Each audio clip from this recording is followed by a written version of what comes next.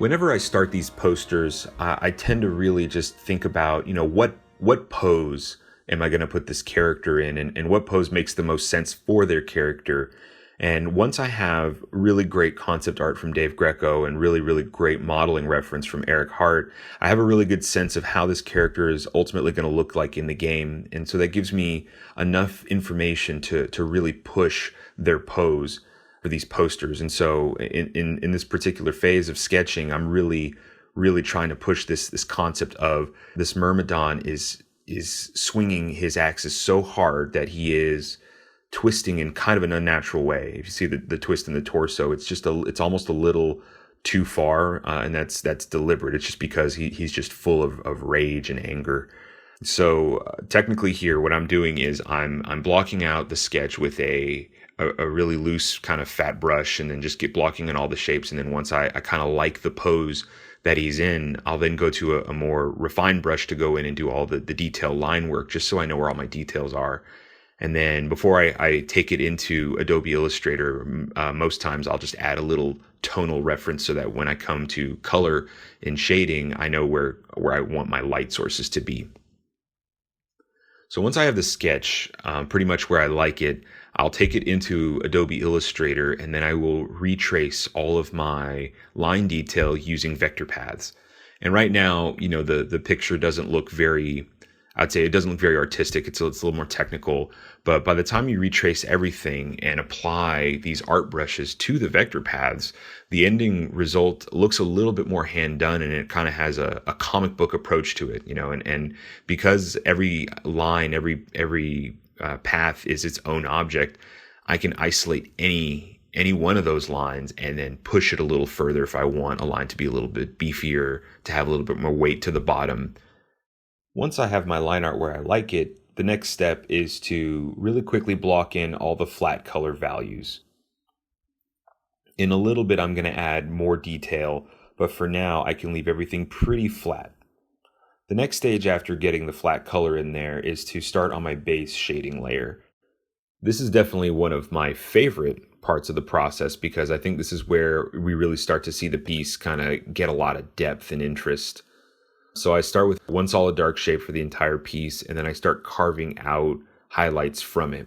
And if you notice, I have little arrows pointing at the character. From the top left, I've got these light arrows that are giving me where my primary light source is coming from. It's just an easy way for me to reference kind of the direction of the light, so that I know what shape to make the highlights and what shape to make the shadows.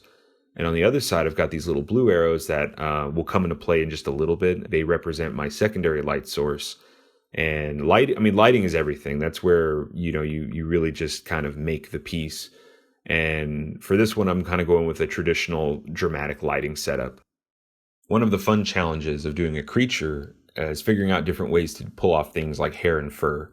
So on this particular guy, I started off by blocking in all my kind of main highlights with these big shapes, and then I went in with a fine brush, and then I added these little irregular stroke patterns around the edges, and what it ends up looking like is fur. So that's kind of a neat trick.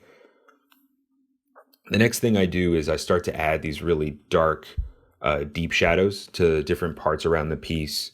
And this is where it really allows me to separate elements from each other. So adding a big dark shadow underneath his feet really makes it feel like he's standing on an object and casting this really deep shadow across it. So this is where I can actually separate the elements a little bit more, and then it definitely adds more depth. Once I get close to finishing up the shading, I feel a sense of relief, because a lot of the hard and tedious work is done. And now that I've established where my lighting sources are and kind of how my shadows are falling, the rest of the details just kind of fall into place. Now comes the fun stuff, where I get to add some specular detail, and I'm adding, kind of the hot highlights of where the light is hitting. And then it lets me treat different areas of the body as different materials. His nose has a different kind of a sheen to it than the actual furry skin. The horns have a different textural quality to it, and that's all from lighting detail and how bright the highlights are. So I'm kind of going in here with a manual brush and just carving in areas where I think just need to pop a little more. And you'll see with some of those hot highlights, all of a sudden the contour of this character is just coming right off that background. And it feels really cool and really dramatic. And now it's time for some fun character stuff. So being that he's mad with rage all the time, I made that eyeball really nice and red. And then I realized, this guy doesn't have any scars on him. He's definitely the kind of character that would go headfirst into battle, and there's no way he's walking away without a scratch on him. So I went ahead and added some scar patterns and some light bruising around the scars, just again to add that kind of hint of believableness to this pretty cartoony depiction of the Myrmidon. At that point, really, the vector art's done.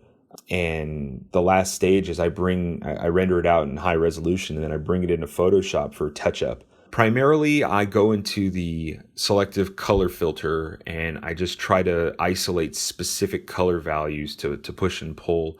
And being that this character is a little bit more of a berserker type, I definitely wanted to mute a lot of the colors and just really push the reds and that warm color so that he came across a little bit more dangerous.